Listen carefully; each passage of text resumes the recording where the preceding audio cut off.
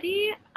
My name is Julie. I'm with the Academy of Logic and Light, and we are a peer-to-peer education platform that empowers people to practice their spirituality with ethics and without indoctrination and with logic, all the things. And we are with Emilie, and she is on the third of four-part series for your gut health. And if you haven't watched the other two classes, I highly recommend going and watching these. And if you have any questions, feel free to post them now, and then we'll get to them more towards the end. And yeah, without further ado, I'll hand it over to you. Thank you, Emilie. Hello, thank you. Yeah, like Julie said, this is class 3 of 4.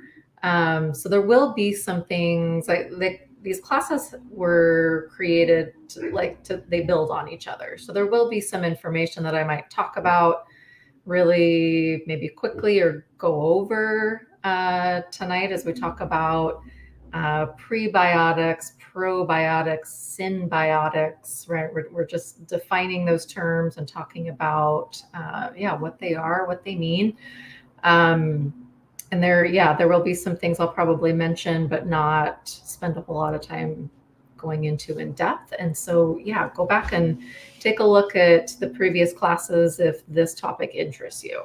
So I'm going to go ahead and share my screen. And let's talk probiotics. Okay. So, like I said, tonight's class is about prebiotics, probiotics, synbiotics. What do those words mean? How do they work together? How do they, as it says here, enhance our gut health? So we're going to talk about it because I feel like actually probiotics seem to be a fairly well-known term. Prebiotics, kind of, sort of. Some people know what that is. Synbiotics, not so much. And so I do want to make sure that we understand those words and, what it all means, how it helps. So this class is really focusing on, you'll see here, it all relates to the good bacteria in our gut. And that really is one of the major pieces of having good gut health, is having enough bacteria and a diversity of bacteria. So we'll talk about it. So our good bacteria, there are trillions.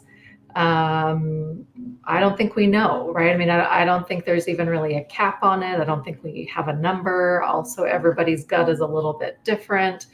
But we do know that there are trillions of healthy bacteria that make up our gut microbiome. They do a number of jobs.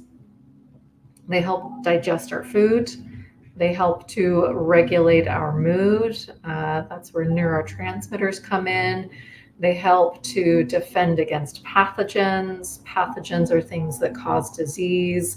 That could be a bacteria, that could be a virus, that could be a parasite.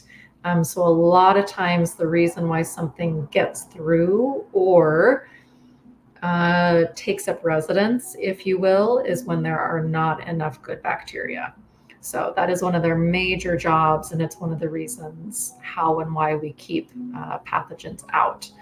They aid in digestion and in nutrient absorption.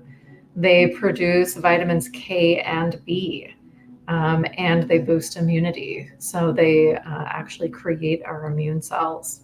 And I think I might have mentioned this in another class, maybe the first one, but it's somewhere right around 80 to 90% of our immune cells are produced in our gut. So if there are not enough of these good guys, we'll talk a little bit more about diversity as well. It's not just like one strain of bacteria.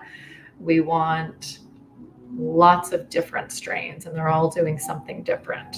So if there are not enough of them, I think it makes sense that your immune system wouldn't be working as well as it needs to without them.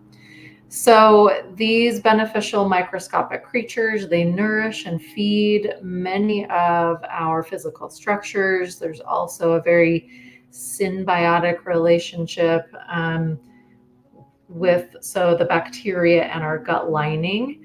And I think I talk about this a little bit later in the slides too. So yeah, there's so many things that they do and regulate. And so I think it makes sense that without these, that's where a lot of problems start to happen. So dysbiosis is what we call the imbalance of what should be, what makes up the majority of our microbiome are these healthy bacteria. In the first class, I know I talked about like the 80-20 ratio, where we want 80% of our microbiome to be these healthy, good bacteria, commensals is what we call them, and then 20%, no more, of these other things that we come in contact with. And we often call them opportunistic, but they can also be like the pathogens that I just talked about. So there's that 80-20 percentage makeup, I guess, of our microbiome. Dysbiosis is when there's an imbalance, and so oftentimes it's not enough the good guys, and again, like that is what creates usually an opportunity for these other pathogens and microbes to then overgrow. And so this is dysbiosis when it should be this. So you can kind of see here on the right, normal healthy levels of the good bacteria on the left. Dysbiosis is where you can see very few of the beneficial, the lactobacilli and bifidobacteria in this case. And then you have a whole bunch of other guys. And so again, like that is the problem. So dysbiosis, again, like that's in and of itself a problem, and something I work with my clients on. Like I can't think of a client where like this didn't need to be addressed.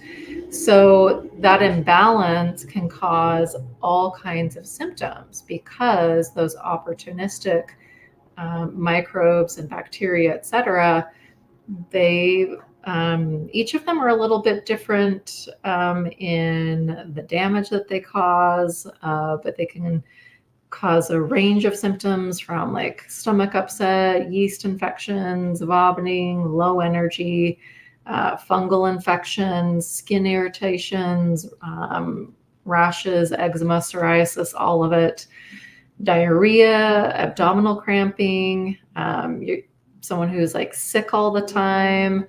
And I can think of more, like when I look at some of these examples they have over here, and I know that doesn't mean much to anyone else, but these, this is what I study all the time because this is what I see on the tests that I use. So Klebsiella, for example, that is one of the most inflammatory bacteria that we know about and has been studied. And that particular bacteria, actually Klebsiella and Proteus over here on the left as well, those two are linked with autoimmune disease. And so sometimes as part of like that perfect storm, if you will, some of these microbes will create such inflammation in the body. And then if there's leaky gut on top of that, and sometimes that's just like, it snowballs, and then that's the trigger that triggers an autoimmune disease. So, like I say, each of these are just kind of different in the problems that they cause, but that really is one of the main issues as we think of like a healthy gut, and then what to do and how to use things like probiotics and prebiotics. So dysbiosis, this might look like a very similar list when we talked about leaky gut, and they're kind of related. So overuse of antibiotics, a lot of exposure to harmful bacteria, yeast or fungus, same kind of thing. chronic stress, toxins in our food or in our environment. The fact that our environment actually is over sanitized is also a problem. Someone who uses prescription drugs a lot, even like over the counter drugs though, and like something maybe is seems harmless, like an NSAID, non-steroidal anti-inflammatory drug. Those can also cause these kinds of problems too. Antacids, even pathogens we talked about. If there's anything wrong with the major organs, liver, kidney, stomach, small intestine, lower intestine, those sorts of things. And then poor diet, right? It's a pretty similar list because these things, and especially together and over time, they really do create a lot of problems. So, think of like that is where the problem comes from. And as we think about how to use a probiotic, because I do get this question fairly often, when we're talking gut health, that's what people think about is, can't I take a probiotic and like everything's better? Not really. It's not that easy. But it is one of the tools in the toolbox. So let's just kind of get clear on what these words mean though. So a prebiotic, that is the food that the probiotic or the live bacteria eat. So a probiotic is live bacteria.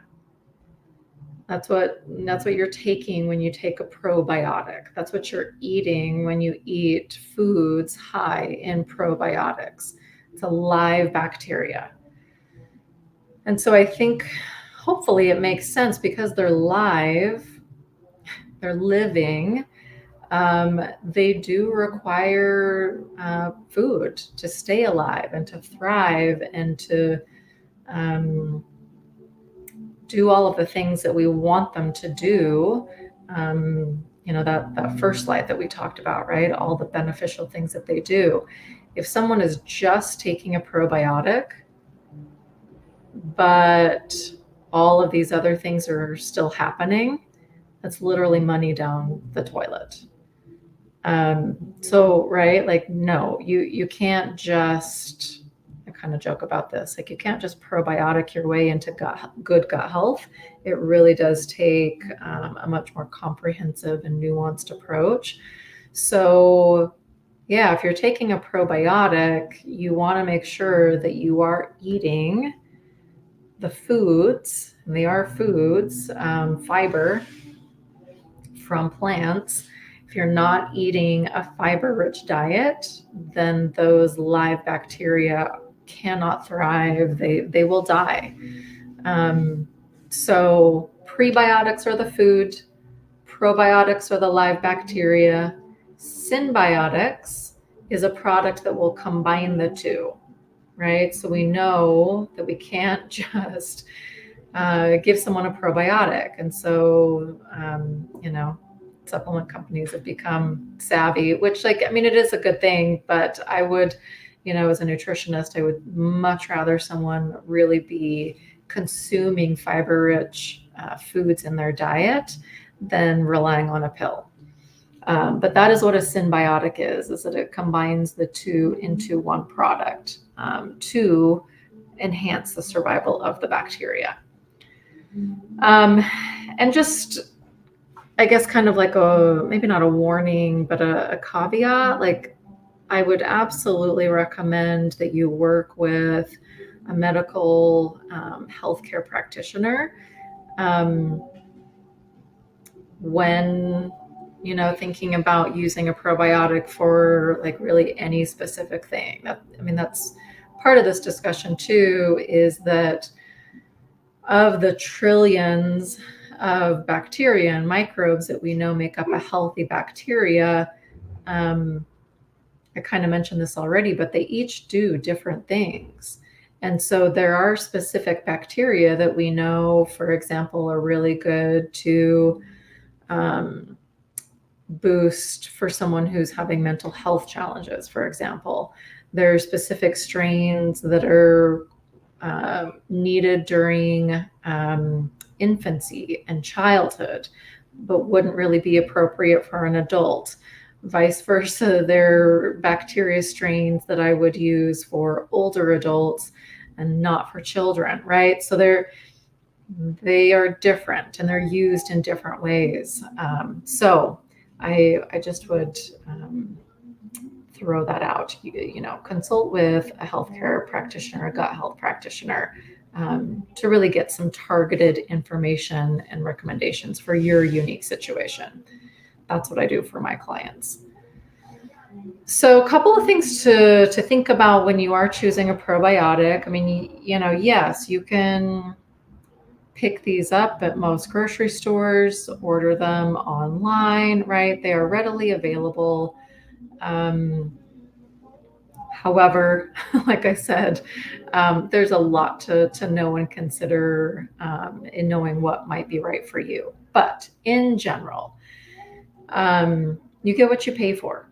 So the quality of the probiotic matters.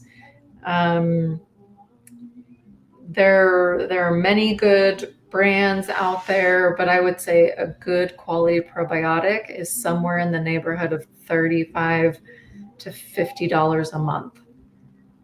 That's a good quality probiotic. Expect to spend that much. So yeah, quality matters. You're looking for things like somewhere in the range of like 15 to 100 billion. They're called colony forming units. It's just the way that they're reported, like the live bacteria. Typically, a probiotic you're going to find on the market is going to be somewhere in the range of like 5 to 30. You really have to look hard for a CFU above 25 to 30 billion. And typically, like, I don't see 100 billion except through a healthcare practitioner. In other words, like, there are healthcare practitioner grade supplements that come in higher doses than you would be able to pick up yourself, say at like the local, what do we have here locally? Natural Grocers or Whole Foods or something. And that's for a reason, because that is a large amount of bacteria, and you would want to be a little bit careful, and so would want to work with a healthcare practitioner to recommend. But yeah, I mean, typically, again, like you can pick up a probiotic somewhere in the neighborhood of, like I said, 5 to maybe 25, 30 CFUs. That's pretty standard. You're looking for, sometimes, most of the time, more than 10 strains. And as a gut health practitioner, I mean, there are lots of reasons, as I say that I'm thinking, that many times I'm only recommending like a 1 or a 2 strain probiotic for a client. And again, there are many, many reasons why I might do that. But typically, like a generic probiotic for an ordinary, like, healthy person, you're looking for like multi-strains, so more than 10 strains. If a product has what are known as SBOs, or spore-based organisms, that's how they're grown. If they have yeast or fungi or algae, sometimes that can increase the nutrient value of the probiotic. So look for those as well. And then you want to see on the label somewhere that the company has thought about making sure that the capsule is heat resistant, so anything that you come in contact with comes to your stomach first, and in your stomach is stomach acid, and it's meant to kill and neutralize and break down whatever it's coming into contact with. So if a probiotic is not heat resistant and or has not been designed to resist and get through the stomach acid, then the probiotics are not even making it into the actual gut where we want them to be. So, right, like there's that whole piece to a supplement is sometimes it doesn't even get to the place where we want it to because of stomach acid. So those are some things to think about.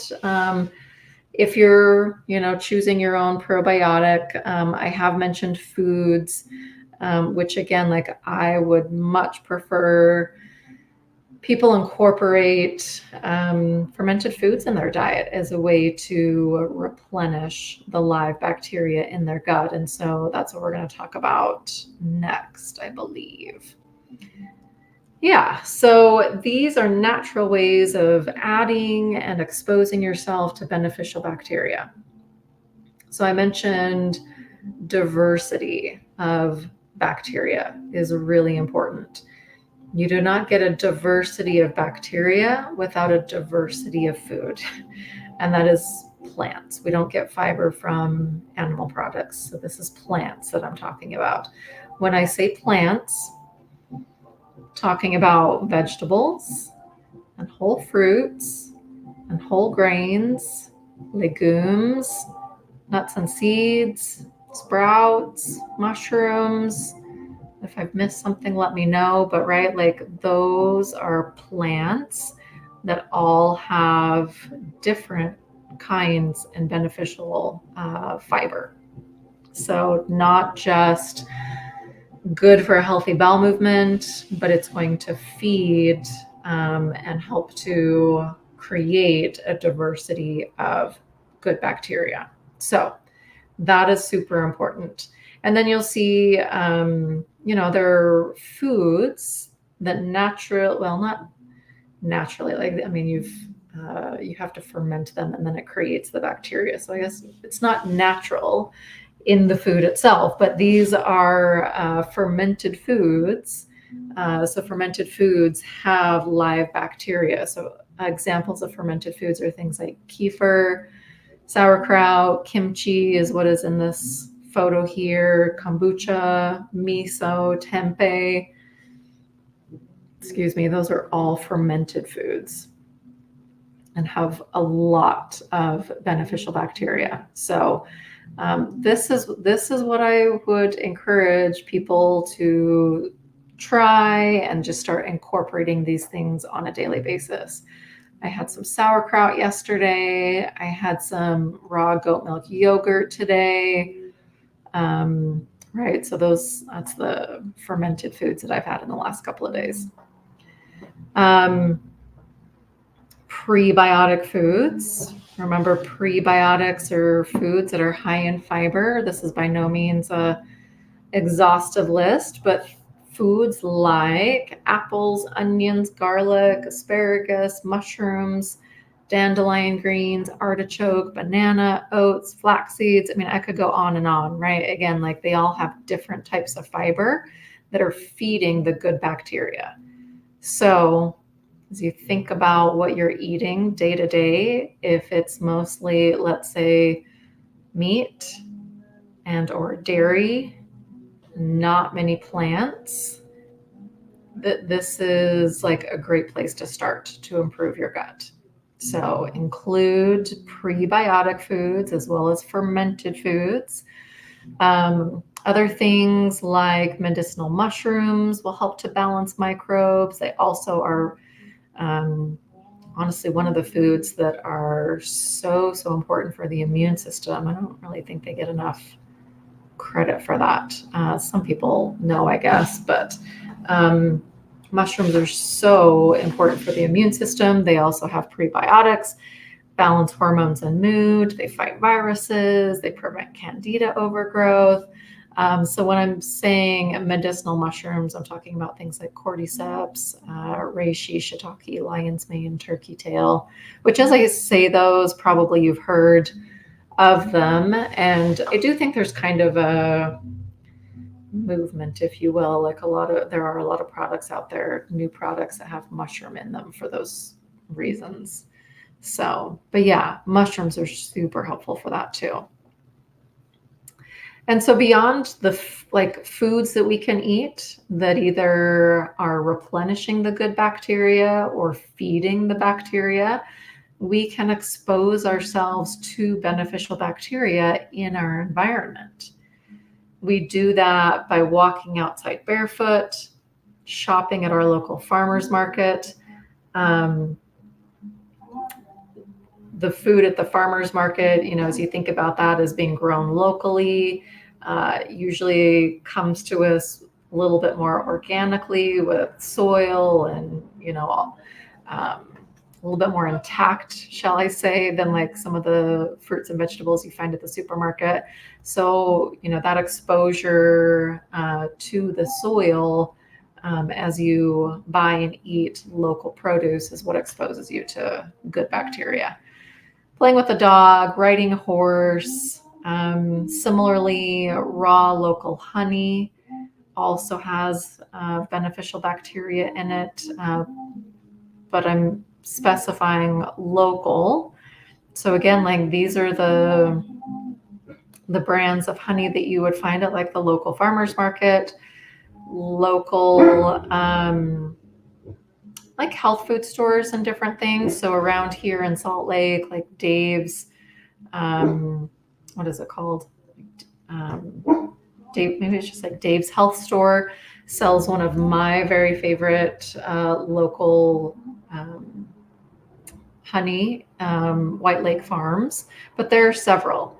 So it really does need to be local. And then raw means that it has not been filtered or processed in any way.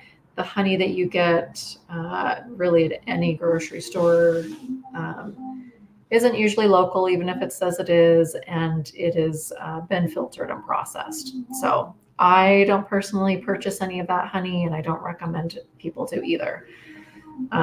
So raw local honey, really great source of beneficial bacteria as well as many other nutrients that again are lacking from honey that's found in the grocery store.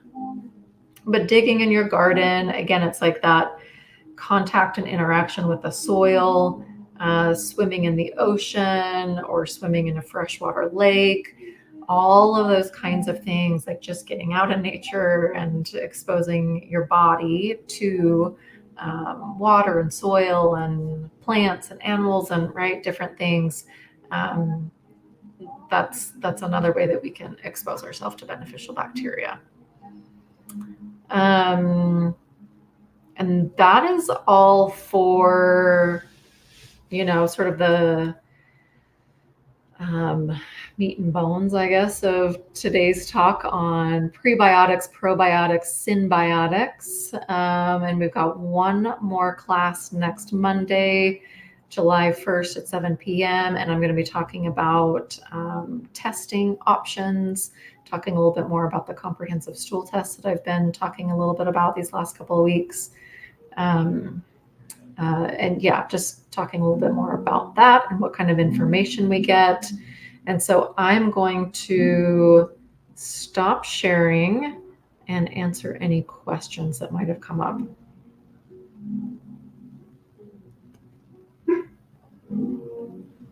That was awesome. Thank you. I was going to tell Dave's Health Nutrition. Dave's, okay. I was like, Dave's something. Thank you. Yeah. I just got these ones from them, and she was like, that's the one that all of them started taking. And I went to the website to check now that you said with the heat resistance, and it does say that.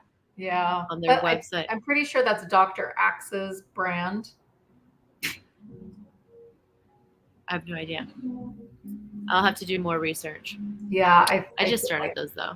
Something medicinals, right? Like, what's it called? This one says Ancient Nutrition. Ancient Nutrition. Okay. I'm pretty sure that's Dr. Axe. And he's a fairly well-known functional doctor. He has his own line of supplements. So yeah, I mean, he's thinking about the right thing. So yeah, on the front, I saw like SBO, spore-based organisms. And yeah, anyway, those couple of things to look for, but that is a pretty good probiotic. So yeah. Yeah. Well, I'll report back.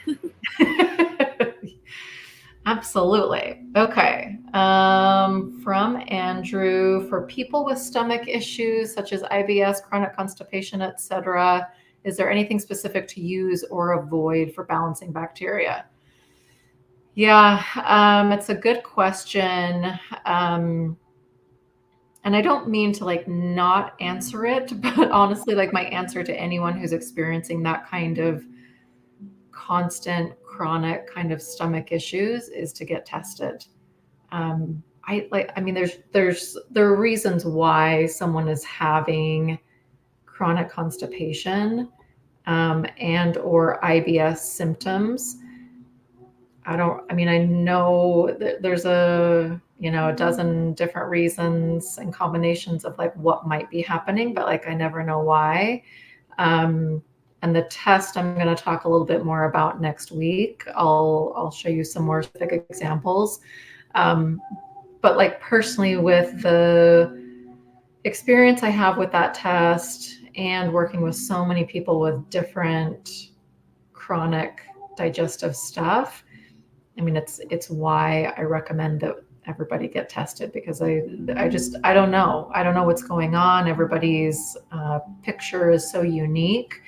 And so, yeah, I mean, to answer your question, yes. There are things that I would use and or avoid, but I would want to have more information. Um, and I'm going to throw this out too in case there are people that don't know, but IBS, so irritable bowel syndrome, if someone's been diagnosed with IBS, um, it's a diagnosis of non-diagnosis, meaning they've done the tests and looked at all of these other things. Nope, it's not this. Nope, it's not that, right? Check, check, check. I guess you have IBS. Wow. It doesn't mean anything. Other than like someone who says they've been diagnosed with IBS, like what I know, without them telling me is like, you've got chronic stomach issues that are like not resolved. Like that's what it means. But again, like everyone is so different. And so one person with IBS is not really the same as another. And so when I get that test back and that information, like I might be recommending a different strain of probiotic versus this other person, because they're dealing with different things and there are different reasons, that they're having chronic constipation, for example. So it's like, I hope that answered your question. It is. It's a tough question to answer just because, again, so many people are like so different. So your mom has IBS with constipation, no real answers from her gastro. Not surprised. Stick around for the testing presentation next week because, I'll be prepared with like a couple of different examples of what can go wrong and right, like what I see in tonight's discussion on dysbiosis. Like I'll show you exactly what that looks like. And again, because there's so many different like varieties of things that can be going wrong with like the good bacteria and the opportunistic, like it's these different like combinations that would change my recommendations. Like that's hopefully answering your question. Because like I say, there are definitely reasons why someone has chronic constipation or chronic loose stools. But a gastroenterologist, if someone is working with the GI, I always talk to my clients about this. Like the thing that they're good for is ruling out some of the more serious things, like stomach cancer. And I mean, that sounds like serious, and it is, but really, like that is what they're looking for, and that's what they're ruling out. So things like stomach cancer, things like the more serious kind of chronic digestive diseases like IBD, so irritable bowel disease, which are Crohn's and diverticulitis. So they're looking for like really, really high amounts of inflammation that would be present for someone with IBD. And then they're looking for like tears and fissures and things like that within in small and large intestines. That's all that they're good for. So they're not looking for some of the information that I'm going to share with you next week with relation to like digestion. How is someone digesting? Where are the levels of their good bacteria? What kinds of opportunistic bacteria are in their gut? Do they have a fungal overgrowth? Do they have H. pylori? Do they have parasites? Where is the level of their inflammation? Do they have leaky gut, right? Like, so I'm getting all of this other information, and that's why I'm able to help move people forward where like a GI can't. And they also don't know nutrition. So someone with, say, like IBS, their nutritional, protocols, like, different ways that we can help to, there is usually inflammation there, and it's also usually an issue with like digestion. And so there are things that we can do to improve that and just get everything moving a little bit better. Yeah. That was a really long answer. Did I hopefully that was amazing. It's wow, I learned so much. It is. It's complicated. It's nuanced. That's why anytime someone asks me about a probiotic, I'm like, that's how I feel when people ask me about astrology, but don't want a simple answer. Yes. Yeah. It's very complicated and nuanced. Yep. Yeah. Oh man. Well, you've definitely inspired me this week. I kind of made an option of kind of the recipe you shared last week, and then I made some pickled carrots. So good. Love it. I don't remember, what did I share last week? Was it the sausage skillet? Yes. Okay. Yeah. I just made, instead of Swiss chard, I used cabbage, which was kind of just craving cabbage. Yeah. But I should sneak some leafy greens in there. It's such a good one. If you missed the recipe, go back to last week. So, okay, let's see. So essentially a gastro won't necessarily be seeking an answer as to why someone has IBS. They rule out the things they can and kind of just label the unknown as IBS. Is that correct? Yes. Correct. Yep. They're looking for those. Yeah.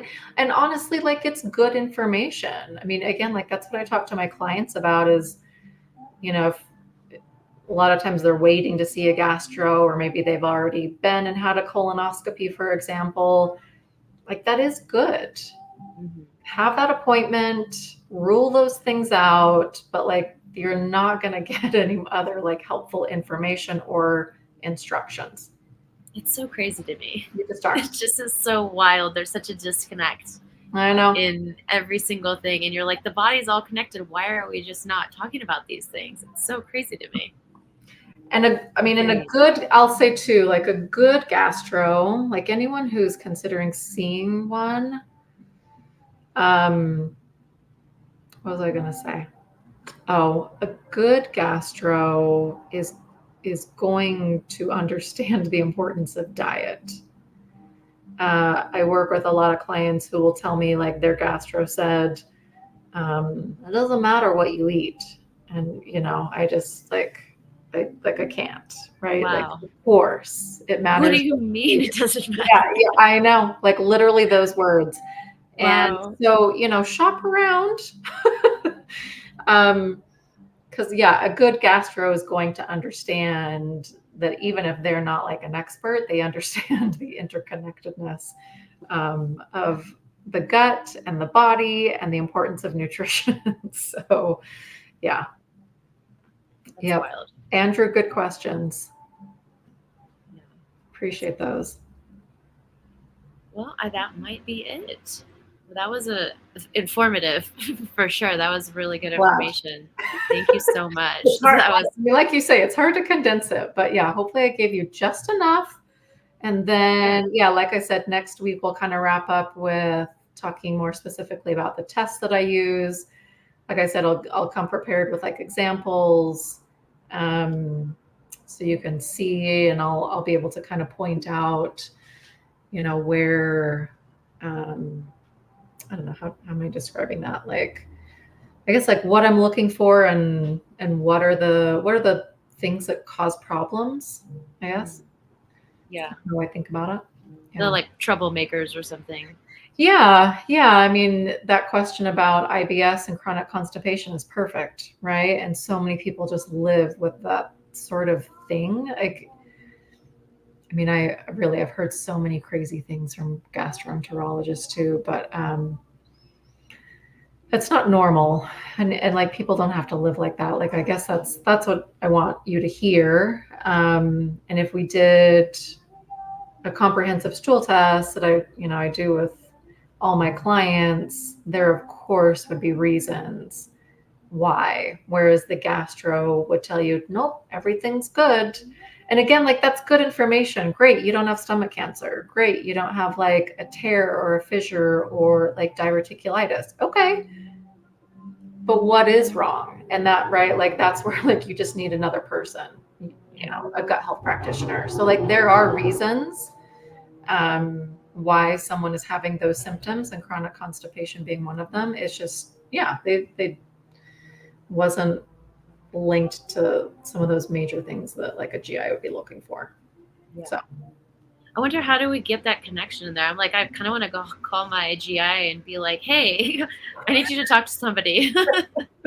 Like a referral program somehow. Gosh, I wish. I know. And I've had some of my clients, after doing a stool test with me, have shared those results. And again, like, a good GI is going to recognize that that's just like additional information. They don't know everything that's on that test, and they don't know how to read it like I do, because they're not trained in that way. But like, I just had a client, this is how and why I'm like thinking about this, is like, I just had a client do a colonoscopy. She also did an updated GI map with me. And this new GI that she found encouraged her to keep seeing me, because of course nutrition makes a difference. And she was able to see.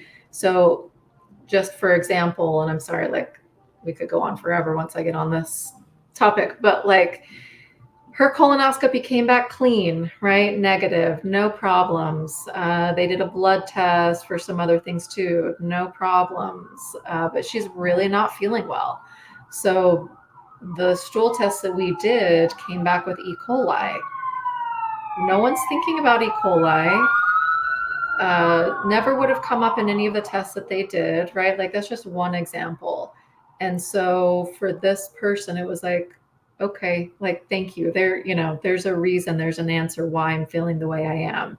And she took that back to her GI, and her GI was like, oh, okay, right? Like, yeah, E. coli, not good. Keep working with your nutritionist. If you prefer the herbal route, like, there isn't really things they can do conventionally anyway.